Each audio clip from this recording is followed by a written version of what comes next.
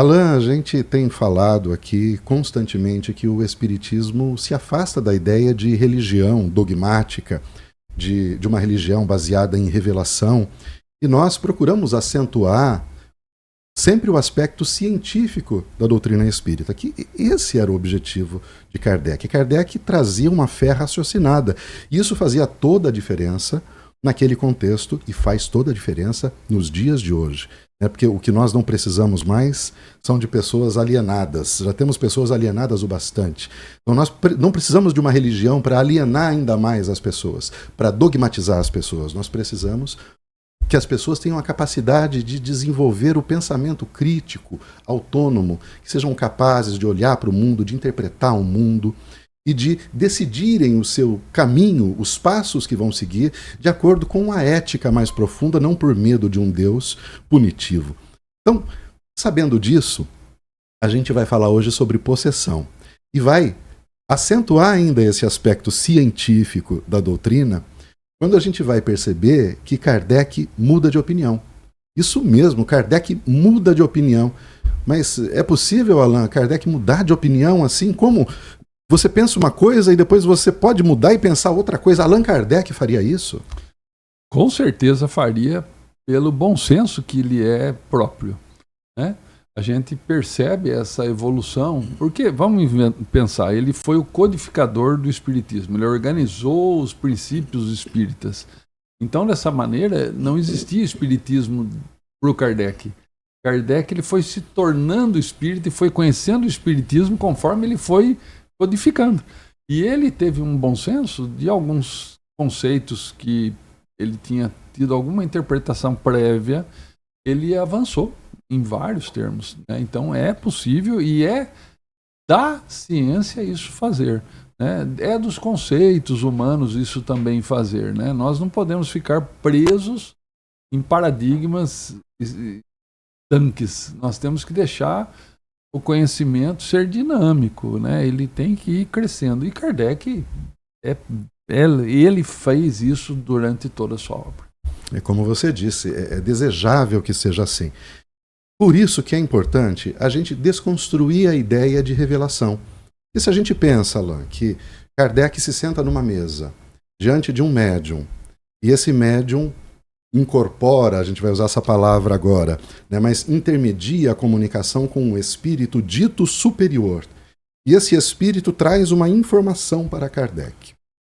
Ele coloca essa informação, depois de confirmada, dentro do livro dos Espíritos. Depois ele discorre sobre ela nas outras obras também.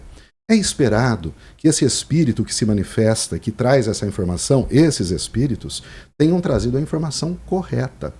Agora, se ele não trouxe a informação correta, o que a gente vai pensar? Será que esse espírito não é 100% perfeito? Ou será que nós podemos ter um problema aí no processo de comunicação? Porque, veja, o espírito vem e fala uma coisa. Ele publica num primeiro livro, e a gente vai tratar disso daqui a pouco. Depois, na revista espírita, ele muda de opinião, e ele diz assim, olha, eu sei que a gente lá atrás falou isso, mas hoje a gente tem novos fatos e a gente não acredita mais nisso, agora é assim. A pergunta que a gente faz é, aquele espírito lá atrás, que num primeiro momento conversou com Kardec sobre este assunto, já não poderia ter esclarecido ele naquele momento para evitar todo esse processo, né, aqui de chegar à verdade? Acho que não necessariamente. Por quê? O que é um espírito evoluído? Ele é melhor do que eu, mas não perfeito. Ele tem mais acesso a mais conhecimentos do que eu até naquele momento tinha. Então ele é mais evoluído do que eu sou evoluído na hora da comunicação. Só que o médium, ele também faz uma parte da interpretação do que o espírito está ditando. A mensagem nunca não é a palavra, mas raramente é pura do espírito. Sempre, normalmente, tem uma interferência do médium. E às vezes, dentro do conhecimento do médium, ele pode trazer de uma forma aquela ideia, aquela mensagem, que quem lê interpreta de uma forma. Futuramente, mais desenvolvidos no assunto, com mais reflexão sobre o assunto, vem novamente a mensagem, você, o médium, reinterpreta de outra maneira, com outros conteúdos. Então, a dinâmica do aprendizado é assim. Ela não pode ser vista como algo sagrado, realmente, que chegou do Espírito, aquilo é 100% verdade. Não pode ser assim. Uma vez que os médiuns são encarnados, são pessoas, são habitantes do planeta Terra, que é um planeta de provas e expiações, que nos coloca todos nós no mesmo degrau evolutivo, assim dizendo, com exceção dos missionários que aqui reencarnam para nos auxiliar. Ou seja, todo médium também está sujeito ao erro, está sujeito à vaidade, ao orgulho, ao egoísmo, está sofrendo influência do meio cultural, do meio social. A gente sabe o quão forte é essa influência. Então, para que uma comunicação fosse perfeita, sem ruídos, o indivíduo deveria ser perfeito. É por isso que nós dizemos que Jesus é o médium de Deus. Jesus, sim, como espírito perfeito, ele recebe a mensagem, o pensamento de Deus e revela esse pensamento, né, sem erros. A gente imagina, né? Imagina. Como espírito perfeito, a gente é o que nós esperamos. Especula. né? A gente especula, porque não dá para saber, né? Exato. Um dia, quando daqui a alguns milhares de anos, sei lá, quando chegarmos no nível do perfeito, podemos ainda achar que não é assim. Então, hoje, isso é uma especulação. A gente imagina que um espírito do nível de Jesus poderia, sim, receber mensagens, imagine, de espíritos mais elevados do que ele. Então a gente só consegue conceber Deus como mais elevado que Jesus. Mas não sabemos das hierarquias espirituais desse nível, porque nós estamos muito longe delas, né, hoje. Sem dúvida alguma, mas muito bem colocado. É uma especulação. A gente imagina que se para ser perfeito, se para fazer uma comunicação perfeita tem que ser perfeita, para a gente aqui como referência, o único médium perfeito que poderia ter existido foi Jesus. Para a gente, até esse momento, é o que a gente sabe. É isso aí. O resto é tudo especulação. Alain, eu trouxe um trecho, primeiramente, do Livro dos Médiuns. E eu vou ler esse trecho para que a gente possa comentar e ter uma noção do que Kardec achava sobre possessão. Ok. Tá? O título desse programa é Possessão Demoníaca. Será que é possível? Será que o demônio pode tomar o corpo de uma pessoa? Existem tantos filmes assim, né? Hollywood trabalha com filmes assim, trazem tantos... O Exorcista, nossa, é um filme que eu me lembro. Eu era criança ainda, assustador. Aquela criança virando a cabeça. Será que isso acontece realmente desse jeito? Vamos ver como Kardec trata disso. No item 241 de O Livro dos Médiuns, escrito por Allan Kardec, publicado no ano de 1861, ele trata a possessão da seguinte forma, abre aspas, dava-se outrora o nome de possessão ao império exercido por maus espíritos, quando a influência deles ia até a aberração das faculdades da vítima. A possessão seria, para nós, sinônimo da subjugação. Por dois motivos, deixamos de adotar esse termo. Primeiro, porque implica a crença de seres criados para o mal e perpetuamente voltados ao mal. Enquanto não há senão seres mais ou menos imperfeitos, os quais todos podem melhorar-se. Segundo, porque implica igualmente a ideia do apoderamento de um corpo por um espírito estranho, de uma espécie de coabitação, ao passo que o que há é apenas constrangimento. A palavra subjugação exprime perfeitamente a ideia. Assim, para nós, não há possessos, no sentido vulgar do termo. Há somente obsidiados, subjugados e fascinados.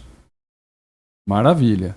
Aí a gente percebe que ele fez uma conceituação, a obsessão simples, a fascinação, a subjugação. Ele coloca como são 3 níveis da obsessão, né? Ele deixa claro isso, e isso em 1861 fica bem nítido que ele define dessa maneira a obsessão.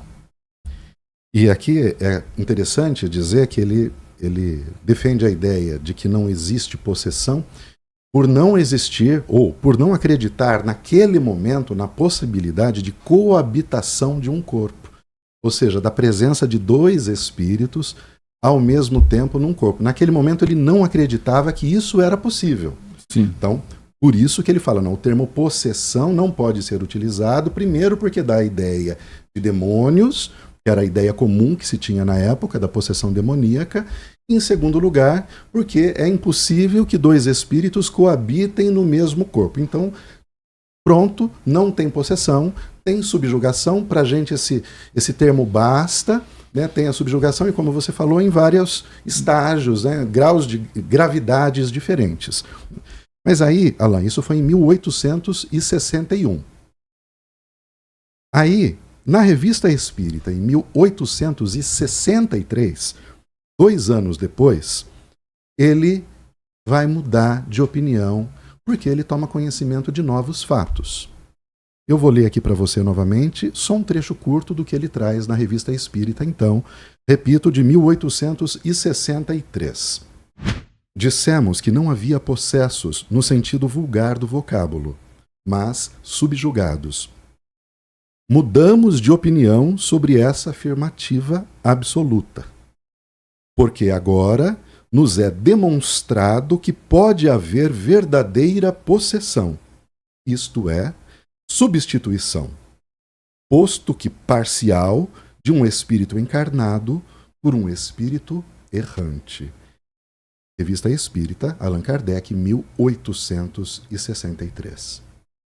Então, veja a dinâmica, que legal que foi sendo organizada o trabalho de Kardec. Ele tinha comunicado num livro. É assim, 2 anos depois, ele evolui por uma nova ideia a partir de novos fatos observáveis. Isso é ciência. E natural, né? Podia ser ao contrário, ele ter afirmado que tinha e depois ter constatado que não tinha. Mas foi exatamente ao contrário. Ele falou, não, peraí. Não é que um espírito vá coabitar totalmente aquele corpo, mas vai por um período, sim, influenciar de tamanha maneira aquele corpo que é como se ele comandasse o corpo. Alain, isso é tão valioso para aquelas pessoas que atacam o espiritismo, mas aqueles ataques gratuitos, que atacam sem conhecer o espiritismo, que vão num texto lá de trás e falam, mas que absurdo, Kardec falou isso, falou aquilo, vai lá na Gênese, não, porque Kardec falou isso sobre os planetas, sobre a formação, hoje a geologia está dizendo que Kardec falou um monte de besteira. Não, seria o mesmo que criticar a medicina ou a ciência hoje, porque no passado utilizava-se sangramento, sanguessuga, para purificar o sangue das pessoas. É claro, mas era o conhecimento que se tinha naquele momento, que se trabalhava naquele momento. Aquilo avançou, a medicina avançou. Ninguém hoje entregaria o seu filho para ser tratado com sanguessugas. Eu, pelo menos, não entregaria a minha netinha para ser tratado com sanguessugas. Mas, em algum momento, aquilo era o melhor que tinha. Aquilo era o que era as evidências. A ciência, ela trabalha com evidências. Naquele momento, naquela época, opa, então, tem uma evidência de melhor aqui, vamos por esse caminho? E vamos por esse caminho. Em outros momentos, outras evidências trazem outras necessidades e nós vamos deixando aquela prática para lá, porque aquela prática não está mais coerente com o tempo atual.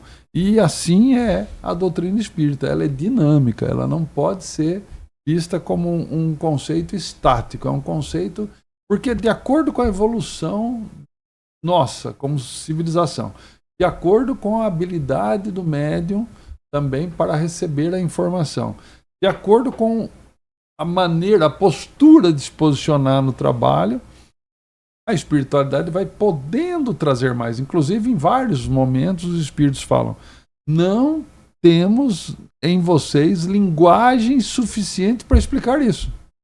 Olha só. Quer dizer, vocês vão ter ainda que elaborar melhor a linguagem para a gente poder falar com outros termos, para vocês entenderem de outra maneira. Por exemplo, o fluido cósmico universal mesmo. Ele usa o nome fluido e ele fala, não é o melhor nome. Alain, para a gente finalizar, eu vou trazer o último trecho aqui. Lembra que a primeira citação foi de 1861, a segunda na Revista Espírita, lembra disso, Revista Espírita, 1863, e aí ele publica, na Gênese de 1868, o seguinte texto, que fica assim como definitivo até aquele momento, porque Kardec desencarna em 1869, um ano depois. Na obsessão, o espírito atua exteriormente, com a ajuda do seu perispírito, que ele identifica com o do encarnado, ficando este, afinal, enlaçado como por uma teia e constrangido a proceder contra a sua vontade. Na possessão, em vez de agir exteriormente, o espírito atuante se substitui, por assim dizer, ao espírito encarnado, toma-lhe o corpo para domicílio, sem que este, no entanto, seja abandonado pelo seu dono, pois que isso só se pode dar pela morte. A possessão, conseguintemente, é sempre temporária e intermitente, porque um espírito desencarnado não pode tomar definitivamente o lugar de um encarnado, pela razão de que a união molecular do perispírito e do corpo só se pode operar no momento da concepção. Allan Kardec, A Gênese, capítulo 14, item 47, 1868. Olha que interessante. Ele publica em 1861, no Livro dos Médiuns, uma ideia, um conceito. 2 anos depois, ele evolui nessa reflexão e ele publica na Revista Espírita, que nós já falamos aqui, mas não custa lembrar. Era um local de ensaios. Ele queria testar essa nova ideia e, logicamente, recebeu cartas e réplicas sobre o que ele publicou. Em 1868, quer dizer, 5 anos depois, ele publica na Gênese. Por que ele faz questão de publicar isso na Gênese? Porque as obras da codificação são 5. O Livro dos Espíritos, o Livro dos Médiuns, o Evangelho segundo o Espiritismo, o Céu e o Inferno e a Gênese. São 5. A Revista Espírita é um local de ensaio. Então ele fez o ensaio do que estava avançando na teoria dele e publica na obra da codificação, na Gênese, na base, aquele texto já desenvolvido, depois de alguns anos. Então, essa dinâmica a gente vê muito na obra espírita. Quem conseguiu ler as 5 obras e mais a Revista Espírita, vê como essa dinâmica aconteceu em muitos momentos dos textos. Muitas ideias. E é muito interessante que aí, a partir do momento que ele publica na Gênese, ele deve ter começado o seu trabalho em 1856, 1857. Aí nós estamos falando de 1868. Né? São 11 anos depois, 12 anos depois do começo do trabalho. Os conceitos já estavam mais desenvolvidos, mais elaborados. Ele já podia escrever sobre esse assunto de uma forma mais tranquila, mais consciente daquilo. Então ele fala, olha, é possível sim a possessão. E você veja que interessante, Alain. A ciência hoje é exatamente assim. A gente vê alguma notícia na televisão, olha, o pesquisador não sei aonde pesquisou um artigo onde ele encontrou uma enzima que é capaz de destruir uma célula cancerígena. A gente fala, nossa, amanhã a gente já vai ter isso na farmácia, né? Não. É um estudo que ele fez, ele publica esse artigo, esse estudo, né, disponibilizando os métodos que ele utilizou para fazer esse estudo. Aí isso vai cair na mão de outros pesquisadores que vão replicar isso daí, outros vão ser contrários, vão surgir teorias contrárias a essa, até que demora alguns anos até que aquilo se transforme, né, numa verdade científica mesmo. E é esse tempo que Kardec dava lá, 1861, Livro dos Médiuns. 1863 ele começou a receber, a observar novos fatos. Ele demorou quase 7 anos para publicar definitivamente na Gênese em 1868. Então, a partir dali, nada mais veio que conflitasse com aquela ideia. Então, sim, até a Gênese em 1868, ele tinha certeza de que poderia haver possessão, sim.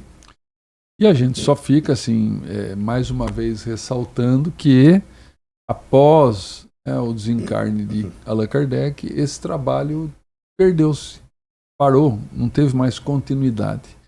Só manifestações aqui e ali, sem uma coordenação, sem uma busca para respostas de tantos assuntos novos que vieram depois do desencarne de Kardec, e a gente ficou, né, parado nesse processo. Então, o Espiritismo precisa voltar a ser dinâmico. Nós precisamos, de alguma maneira, voltar a falar sobre essas coisas. Mas é interessante que você chamou o programa de possessão demoníaca. Qual é a provocação aí, Wilson? É a ideia de que não existem demônios. Se existirem demônios, Alain, a gente vai ter que aceitar que somos nós mesmos. Muito bem. Sabe que daimon, né, é uma palavra que Platão traz, mas daimon para o grego não é demônio, é um gênio inteligente. O médium é todo aquele que intermedia com o plano espiritual. Mas muitas pessoas também, sem o perceber, são médiums, têm interferência espiritual, e na obsessão é isso. Então, o obsidiado, ele sofre uma interferência permanente, consistente de um espírito que faz com que ele fique perturbado. É a hora dele procurar ajuda no centro espírita. Depois vai para um nível de subjugação, de fascinação, melhor, né? Primeiro vai para um nível de fascinação. Naquela hora é uma hora muito difícil da gente ajudar uma pessoa sofrendo essa obsessão nesse nível, porque ele não acredita estar sofrendo aquela interferência. Aí vai para um nível de subjugação. Praticamente o espírito está comandando as ações do sofredor ali, mas ainda magneticamente, ainda de fora, né? Mas o sofredor tem ainda possibilidades de ser ajudado, porque ele percebe que tem alguma coisa de fora que não é dele, fazendo ele fazer coisas. Por que eu fiz isso? Ele não consegue. Por que eu perdi a calma assim, dessa maneira? Eu não precisava falar isso. A pessoa percebe isso. Né? Agora, quando vai para o nível da possessão, aí o espírito está utilizando praticamente daquele corpo, e o espírito dono do corpo, né, que estava ali originalmente, ele fica acuado de lado sem conseguir tomar a frente outra vez, até uma hora que aquele espírito deixe. Então, veja que são níveis de perturbação que a gente tem que ficar de olho nas pessoas que convivem com a gente. Se você perceber uma pessoa ficando alterada, leva para o centro espírita, vamos tentar entender o que está acontecendo com essa pessoa. Às vezes ainda está no nível da obsessão, sim.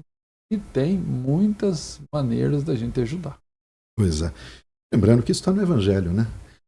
Jesus cura o endemoniado, aquele que se atira na fogueira, imagina. Então uma pessoa que está possesso, ou seja, há um espírito que atua diretamente nos órgãos, diretamente no cérebro, diretamente na boca. Ele controla totalmente aquele corpo. Ele fazia aquele garoto se lançar no fogo, imagina. Então, ele pode até levar à morte. Esse processo pode levar à morte. Então, assim, é sério, não é um assunto simples, não esgotamos o assunto aqui, nossa intenção não é essa, mas a principal intenção é mostrar a evolução dinâmica do conceito kardecista e das possibilidades de interferência espiritual sobre os encarnados. Fica aí a oportunidade de vocês perguntarem, criticarem, comentarem. Nós estamos gostando muito das perguntas, das colocações, porque estão fazendo com que a gente pense cada vez mais. É isso aí. Vamos parar de criticar o Espiritismo e vamos estudar primeiro, né? Depois a gente fala dele. Depois a gente fala um pouco sobre ele. Meu amigo, muito obrigado. Até a próxima, e até o nosso próximo encontro.